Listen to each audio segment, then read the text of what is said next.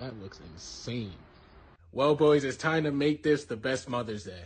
Custom Interior sent me beautiful leather seat covers for my mom's Tesla. I have them laid out right here. I'm about to do it. I took out the C8 so I can fit the Tesla in here while I work on it. The installation is going to take me a little while, so I'm going to show you guys some clips while I do it. Well, boys, we got the first one on. The first seat took me roughly around 5 minutes to install. It's really not that hard. And when I tell you this thing feels amazing, it's insane.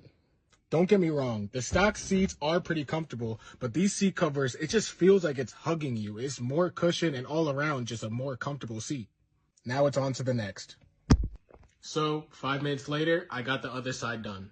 Now it's just time for the back seat. I'll update y'all when the whole thing is finished. Well, boys, I just finished and they look amazing. Oh my gosh. And yo, these things feel great. I'm telling you, you gotta get these.